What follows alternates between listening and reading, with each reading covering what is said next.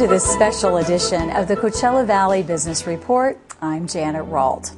Well, they've been around since the beginning of time, at least from a human perspective. Cavemen used them to track their next meal, and early explorers used them to find new lands. In today's world, they are just as important to us: signs. They provide an enormous benefit to our daily lives, allowing us to easily find our way in unfamiliar environments. Yet we all take them for granted. Whether it's finding a comfort stop or a bargain, a doctor's office or a hot cup of coffee, signs eliminate hours of frustration and confusion from our daily lives and make our lives far less complicated. When we think of the history of the sign, it becomes almost mind-boggling. Of course, until man reached a point where most people in society could read, signs were often images and in the form of intricate carvings. Even after printing reached America, these old hand-hewn figures and signs continued to be the chief advertising medium. This was largely due to the fact that illiteracy was prevalent in the young United States, and in most American communities, few, if any, streets were numbered. It was not until late in the 19th century that the cigar store Indians, the locksmith's keys, and other distinctive figures began to vanish from the American scene, according to the sign industry's own historical museum. The cigar store Indian is probably best remembered of the early displayed signs. By 1860, no tobaccoist considered his shop complete without one. The red and white striped barber pole remains in general use today. It's significant in that the barbers of medieval days were also the surgeons or bloodletter. Bloodletting was a common treatment for almost any illness.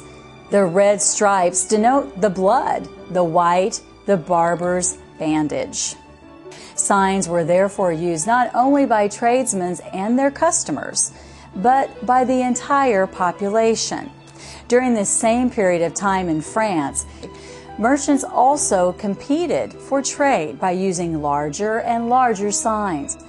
Due to this continuing increase in size, an ordinance was passed in 1761 requiring signs to be fixed against shop walls, and projection from buildings was limited to 4 inches. Thus, today's sign industry has its roots in earlier centuries, beginning with relatively simply carved and then painted symbols and growing into the diversified, sophisticated graphic signage industry as we know it today. In the Coachella Valley, signs are taken very seriously these days. With much of our economy dependent on tourism, signs are a two-edged sword. On one hand, tourists really don't know where things are or where they're going. And on the other hand, they have come to the valley because of the beauty of the area and really don't want to have their magnificent mountain views obstructed by signage. To get the real scoop on this story, we met with ImperialSign Company. Located in the growing eastern end of the Coachella Valley, ImperialSign continues to produce and maintain the lion's share of the sign business in the area. From a business profile perspective, ImperialSign Company is a classic study in entrepreneurship, a third-generational business today, and a state-licensed contractor. They started from, well, I'll let Jim Engel, their company president, tell you the rest. I'm Jim Engel, and I came from the Coachella Valley and been here most all my life. And in the sign business since 1961, right after school. And the same place here on Calhoun Street in Indio. My father attracted me to it and asked if I wanted to go in the sign business with him.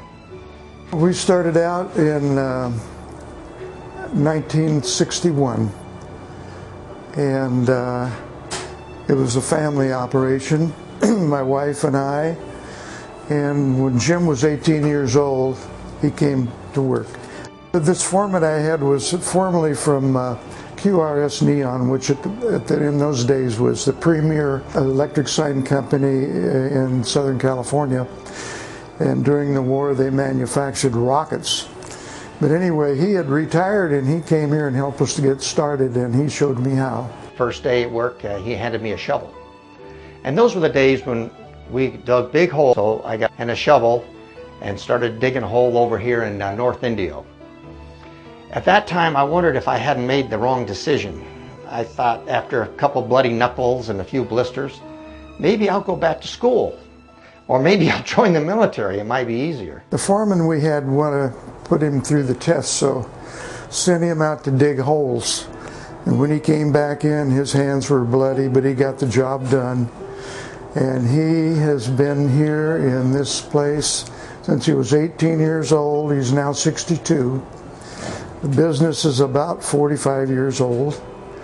And now I guess it's going from son to grandson. I was born and raised what is now our supply room, and my grandmother used to watch me out here while she was answering the phones. My grandfather taught my dad, and my dad basically took me on his trips and threw tape measures at me and said, "Come on, we've got to go to work." It's been wonderful because each generation has given the other generation opportunity to go out and learn. And it's hard work, and we're on the phone constantly and to make happy customers. And except for a tour in Vietnam and his college classes, Jim has made ImperialSign his life's work. Following in his father's footsteps, Jimmy worked in the business during his early school years, followed by a tour in the Army. Returning from the military service, he married and attended college, earning his bachelor's in business administration. We asked Jim Sr. what business was like back then. Back in early 60s, the sign industry was rather open in the desert. You could go up very high and very large. The only restrictions we had basically were in Palm Springs, and the city of India was pretty open, and so was the county area open.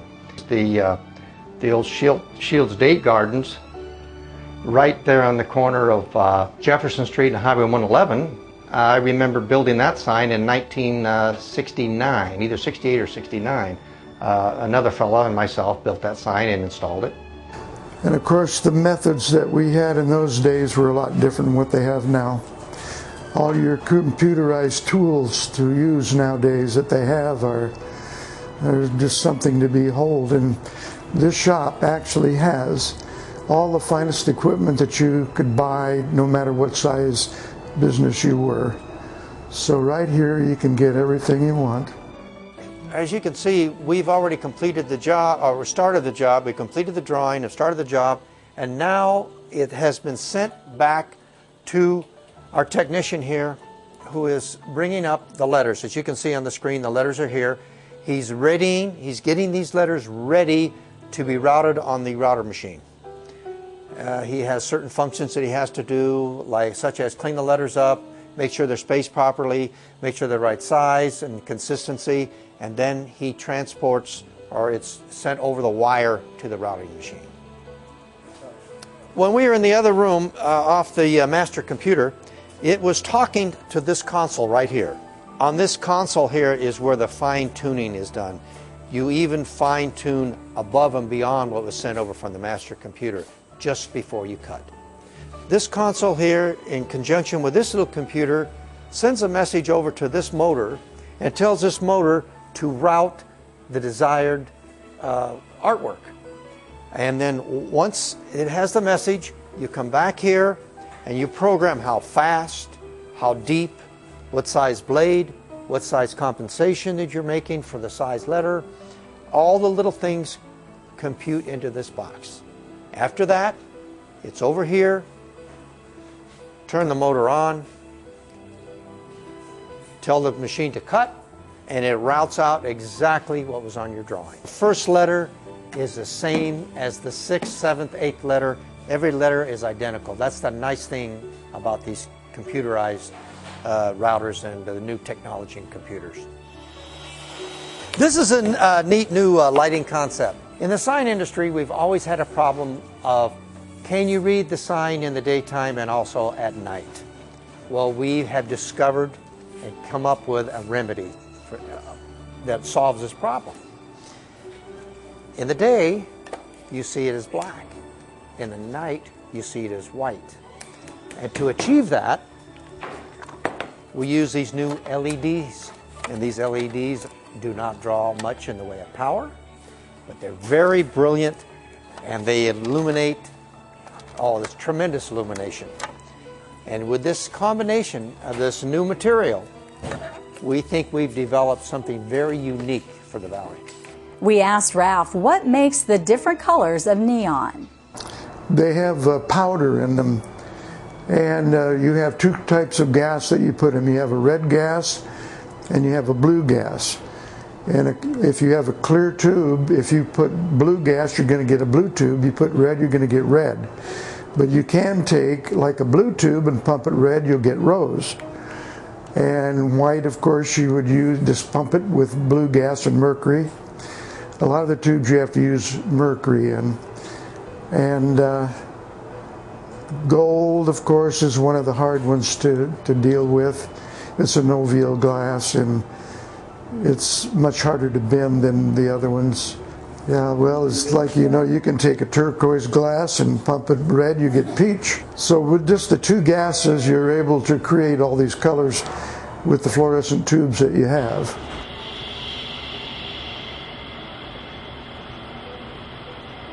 First time I ever met the people from ImperialSign was back in 1990, right before I opened my store. I drove around the shopping center I was going into, and I looked at all the signs that were there and the stickers that were on them all said Imperial, and I said, God, there's got to be somebody else who does business in this desert.